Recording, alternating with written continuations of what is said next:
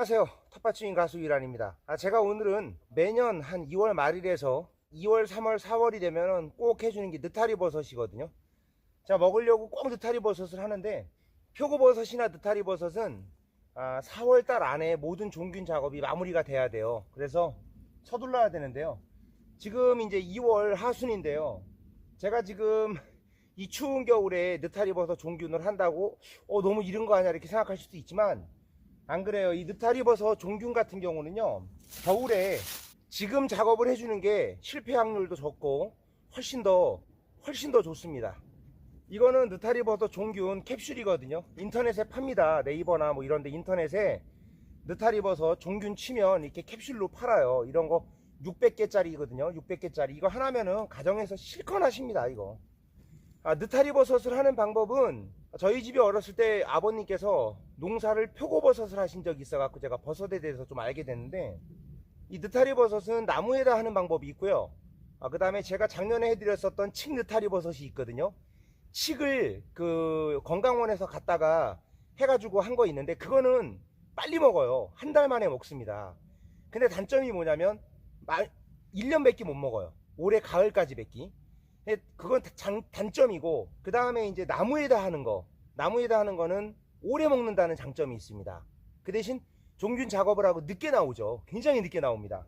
제가 오늘 하려고 하는 건 뭐냐면, 제가 며칠 있다가 또 제가 나무로 재배하는 거를 제가 또 방송을 따로 해 드릴게요. 네, 저희 부모님, 저희 어머니께서 소유하고 계시는 이제 산인데, 제가 매년 봄이 되면 이제 여기다가 이런 작업을 해줍니다. 뭐냐면 이 칡 넝쿨 있잖아, 이거. 이 넝쿨이 타고 올라가면 나무가 죽습니다. 나무가 다 죽어요. 그래서 아주 쓸모가 없습니다. 그래서 이 칡넝쿨에다가 제가 작년에 해드렸었던 그 칡, 건강원에서 멸균 처리가 된 거, 칡을 짜고 남은 거, 그거는 멸균 처리가 됐기 때문에 바로 해서 느타리가 나거든요. 그런데 볏짚이나 나무 톱밥에다 하는 거 같은 경우는 그냥 하시면 안 되고 멸균 처리를 해가지고 해야 되기 때문에, 이 느타리 버섯 같은 경우는요, 은근히 쉬운 듯 은근히 복잡합니다. 그래서 제가 오늘은 하나하나 해드릴게요. 오늘은 쉽게 할 수 있는 방법을 가르쳐 드리겠습니다. 이 칡넝쿨 같은 경우는요, 그냥 여기다가 종균을 넣으면 안 되고, 밑에서 올라오는 습기를 차단해 줘야 돼. 그러니까 물이 계속 올라오면 종균을 여기다가 이제 넣잖아요. 그러면은 습기가 계속 땅에서 빨아 당기면 죽어요. 과습이 되면 죽습니다. 그래서 습도가 적정선을 유지해 줘야 돼요. 느타리 버섯 종균 같은 경우는.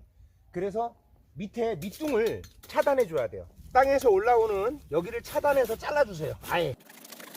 이제 이렇게 하면 더 이상 이 위로 물이 올라가지 않습니다. 근데 이 갖고 있는 이 자체의 습도로 느타리 버섯이 되는 거예요. 그리고 이거 길이는요, 인터넷에서 한 10,000원, 15,000원 정도에 팝니다. 느타리 버섯 드릴이라고 치면 떠요. 예, 요거 사시면 됩니다. 이게 넝쿨이 굵을수록 좋습니다. 넝쿨이 굵으면 더 많이 나오겠죠. 이건 좀 얇은데 한번 해볼게요. 많이 뚫으실 필요는 없고요.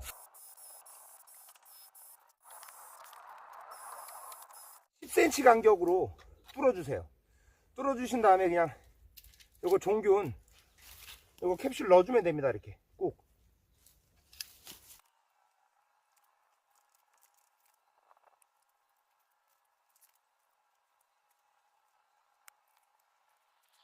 네, 이렇게 10cm 간격으로 뚫어가지고 이렇게 쭉 이렇게 해주시면 됩니다. 그리고 요거 스티로폴, 요 마개가 절대 빠지면 안 됩니다. 요거는 빠지면 종균이 죽습니다. 그래서 꽉 눌러주셔야 돼요. 나무 같은 거랑 손으로 꽉꽉 눌러주세요.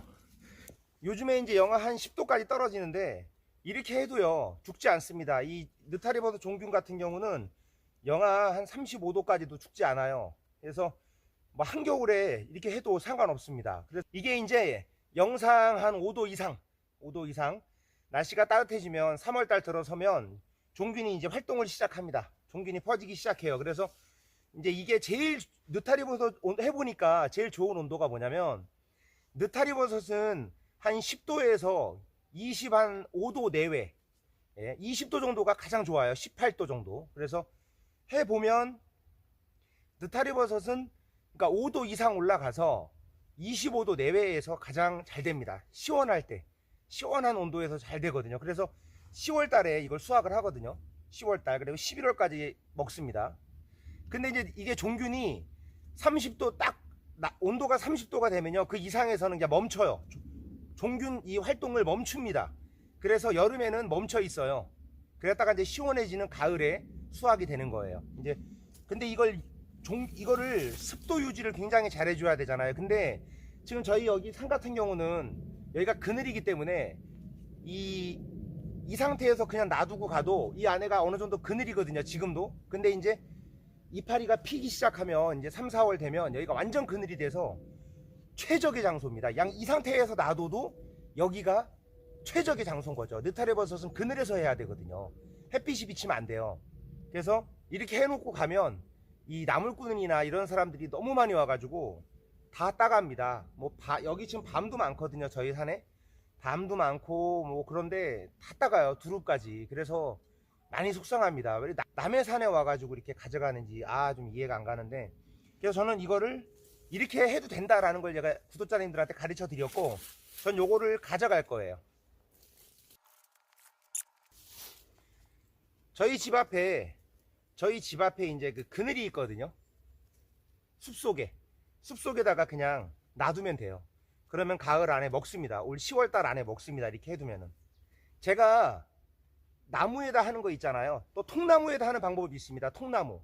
제가 그것도 조만간 빨리 해드릴게요. 통나무에다 하는 방법도 있고.